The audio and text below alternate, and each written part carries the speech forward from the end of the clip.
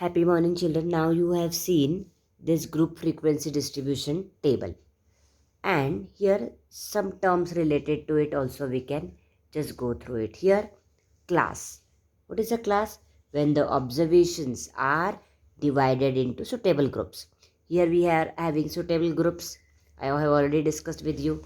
Here you have been given this data. Data means what? Information which is given in numerical value. This is all data. Each number is called as score.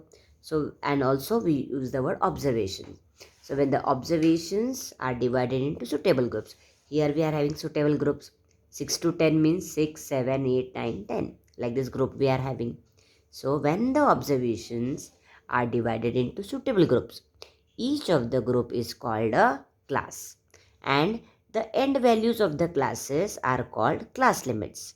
So here end values means, for example, 6 to 10, 6 and 10, they are the end values, where 6 is called as the lower class limit and the upper class limit is 10 for the class 6 to 10. So 6 to 10 is the class, and in this class what you are having?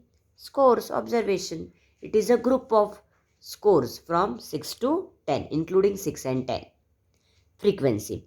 The total number of observation into each class is called as the frequency. Now here you can say 6 to 10. Tally mark means what? Total number of observations you are having means the scores between 6 to 10, including 6 and 10. How many are there? 10. So the frequency of this class is 10. Next 11 to 15 we have got 20. 20 scores are there. So 20 is called as the frequency. So the total number of observation into each class is called as the frequency of that class. Class width means, now how we discuss the meaning of range. Like that, for a particular class we can find the class width of that class. When continuous classes are given, this I am going to explain you the meaning of continuous classes are given. The difference between upper class limit and the lower class limit is known as class width. Now here is given 5 to 10 is the class, 10 to 15 is the class, 15 to 20 is the class. The difference between upper class limit and the lower class limit. Now 5 to 10 is given. 10 is the upper class limit, 5 is the lower class limit. 10 minus 5 will give you class width. These are all 1 mark question. And class mark means what? You have to take average of the lower class limit and the upper class limit for the given class. That will give you the class mark.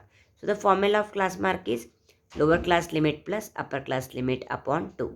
So here you have been given the class 11 to 15. So you will take 11 plus 15. 11 plus 15 is 26 upon 2. Upon 2, that is 13. So the class mark for the class 11 to 15 is 13. So this is also a 1 mark question where a class will be given to you and you have to find the class mark. 1 mark question, class will be given to you, you have to find class width. So for class width should take difference of upper class limit and lower class limit. Class mark you will take average of lower class limit plus upper class limit.